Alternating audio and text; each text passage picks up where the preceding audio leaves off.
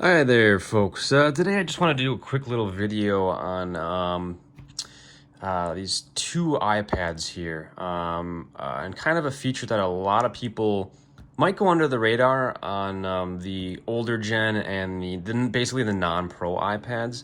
A feature that I use literally every day, every time I use the iPad. And I recently bought this new 2020 iPad Pro 11-inch, and I did not know this because I just assumed that it had it because my old one did.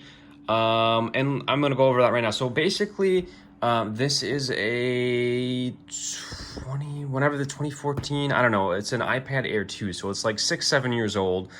And this, like I said, this is the new iPad Pro. Now, so I'm gonna show you what I'm talking about here. They changed how you, that never works anymore. They changed how the keyboard is laid out.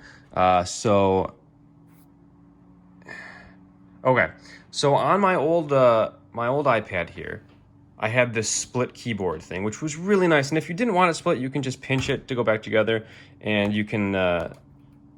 Sorry, it's a little slow because it's older now, but yeah, basically I would just always have the keyboard in this layout, and it's just super nice because if you're holding the iPad, you know, obviously with my other hand there on the other side, it's just like typing on a phone. You can use both thumbs, and it's really convenient. And this iPad is light enough and small enough, you know, that it's doable to hold like that in the bottom corners. It really works well, and I've never went back ever since, you know, they introduced this years ago.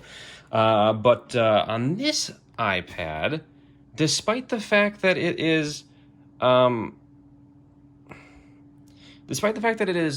know, it's a little bit bigger, a little bit heavier, but the 11-inch specifically is kind of the same form factor.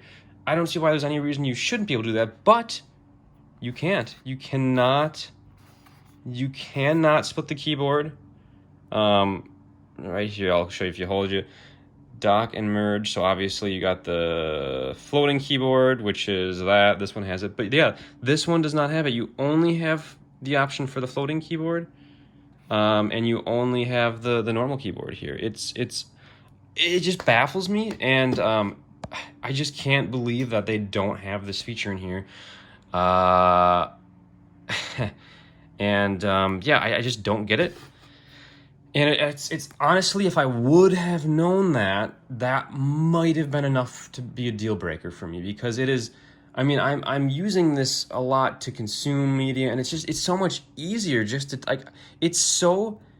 I know it sounds like maybe a small thing, but it is so, like, if I'm holding this with both hands, it is a real big stretch to reach my thumbs over to the middle of the keyboard, and otherwise I have to maybe just hold one corner with one hand and then kind of do a little peck thing like that. Or I can use the floating keyboard, but that's still not ideal because you're still only using one thumb. And honestly, this isn't designed. This little floating keyboard can actually get in the way a lot of the UI elements. So just like overall, yeah, I just don't get it. And I guess I want people to be aware that if you do use this feature, you know of this feature, you use this feature on the older or smaller iPads, that it is not on the Pros. And as far as I know, it's not an oversight. It's just something that they decided, you know, it's maybe just too big of an iPad for that. But yeah, I think if I had known that, I might have just upgraded to an iPad Air. Oops, what did I do there? An iPad Air 2, or sorry, the iPad Air 3rd generation, the current one. Because honestly, it's basically the same form factor as this, just a little bit bigger screen. And pretty much the same processor that's in this. Well, this one's a little bit better, but I just, you know, it just kind of pisses me off. But it is what it is, I guess. Yeah, I don't know. That's just my little thoughts, random thoughts. Yeah, thanks for watching.